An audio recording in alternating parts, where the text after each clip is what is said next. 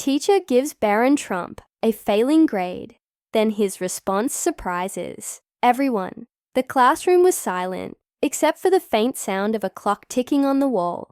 Barron Trump sat at his desk, his eyes scanning the red markings on his test paper. A large bold F stared back at him. He blinked, almost as if he expected the grade to change. It didn't. Whispers spread through the room like wildfire. A few students stole glances in his direction, some curious, others amused. Barron wasn't used to this. He had always been a quiet presence, tall, reserved, and rarely the center of attention. But today, he was. Not because of his last name, but because of that glaring grade on his paper. His teacher, Ms. Reynolds, stood at the front of the room, arms crossed. She was known for being strict but fair, never one to give special treatment. "I expect more from you," she said, her voice calm but firm. "This isn't about who you are, it's about effort." Barron sat still, absorbing her words. He knew the assignment hadn't been his best work. But an F? That was unexpected. He could feel the weight of the room pressing in on him, the silent judgment of his classmates, the unspoken expectations that came with his name. Some students waited for a reaction. Would he argue, call his father, make a scene? But Barron did none of those things. Instead, he did something no one saw coming. He straightened his posture, picked up his test, and walked to Ms. Reynolds' desk. The room held its breath. "Can we talk about this?" he asked, his tone measured, respectful. Ms. Reynolds raised an eyebrow, clearly surprised. "Of course," she said, gesturing to the hallway. As the two stepped outside, the whispers grew louder. What was he going to say? Would he pull the trump card? Demand a regrade? No one knew, and that's what made the next moment so shocking. Outside the classroom, the hallway was quiet. The distant sounds of students chatting and lockers closing echoing from around the corner. Barron stood with his test paper in hand, facing Mrs. Reynolds. His expression wasn't angry or defensive, just serious, thoughtful.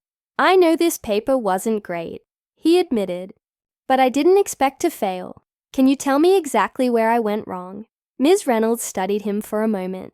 Most students, when given a failing grade, reacted with frustration, excuses, or complaints. But here was Barron, calmly asking for an explanation. She took the paper from his hands and pointed to a paragraph. "Your argument is weak here. You make a point, but there's no real evidence to support it. And here," she tapped another section, "your writing is unclear.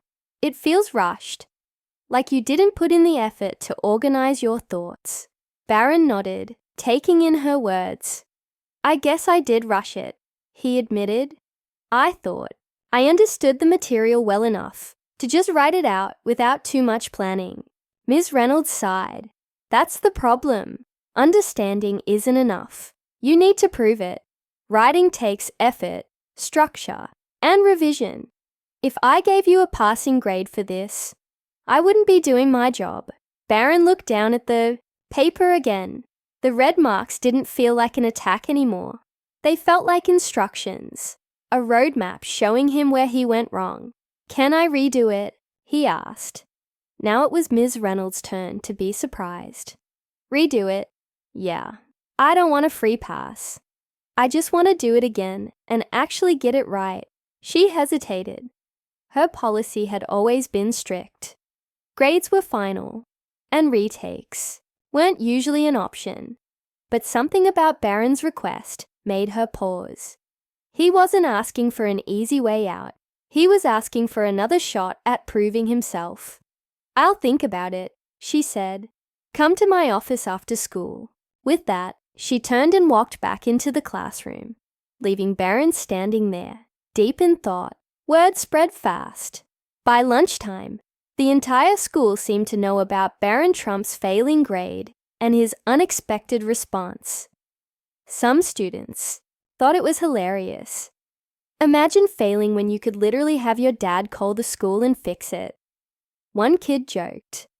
Others were impressed. I wouldn't care enough to ask for a redo. A girl admitted, if I failed, I'd just take the L and move on. Then there were those who didn't know what to think. Barron had always been somewhat of a mystery. Polite but distant. Present but never attention-seeking. He wasn't the type to make excuses. But he also wasn't the type to challenge a teacher's decision.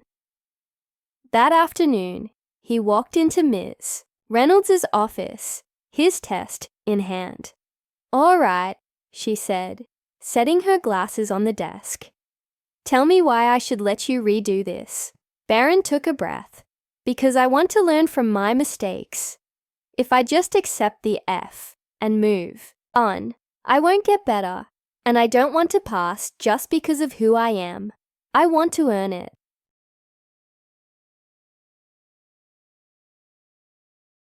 Ms. Reynolds studied him for a long moment. Finally, she nodded. "Fine, but there's a catch." Barron leaned forward. "What is it?" "You don't just redo the paper," she said. "You rewrite it from scratch. No notes, no copying what you already wrote.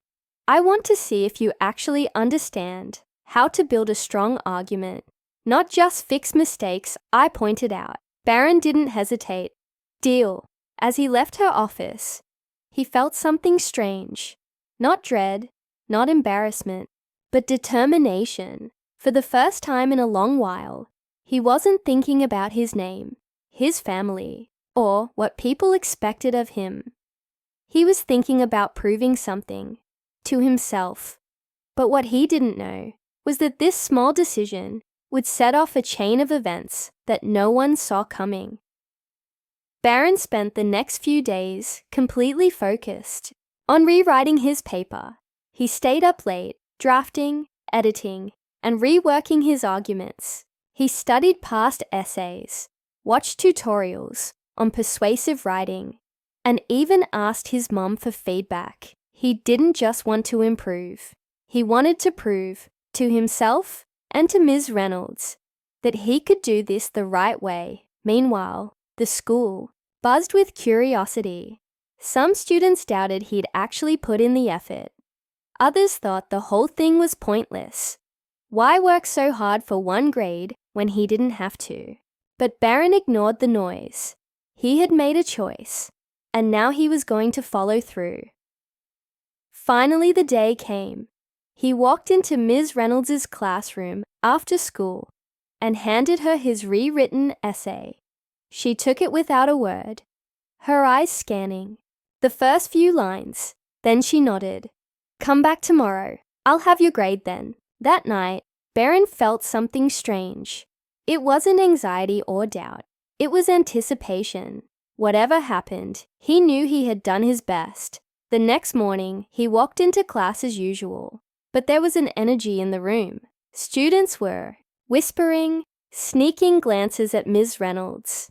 She stood at the front, holding a stack of graded papers. "Before we begin," she said, looking straight at Barron, "I want to acknowledge something."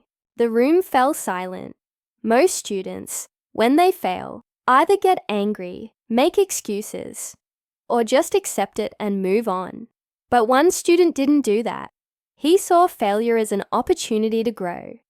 And instead of taking the easy way out, he chose to work harder. She walked over to Barron's desk and set the paper in front of him. He hesitated before looking down. A bold A was written at the top. The class gasped. A few students exchanged looks of disbelief. Even Barron himself felt a flicker of surprise. He had hoped for a better grade. But an A? Ms. Reynolds smiled. "You didn't just rewrite your paper, Barron. You showed real effort, structure, and depth.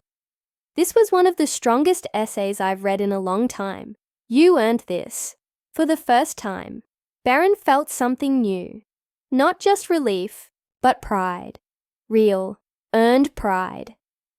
As class went on, The whispers faded, but the impact of what had happened lingered. Some students saw him differently now, not as just Barron Trump, but as someone who had proven himself on his own terms. At the end of the day, as he walked out of class, Ms. Reynolds called after him. "Barron," he turned. She gave a small nod. "Keep that mindset. It'll take you far." Barron didn't say much. He just smiled and walked away, his paper in hand. This wasn't about a grade anymore. It was about what happens when you don't let failure define you, but use it to become better.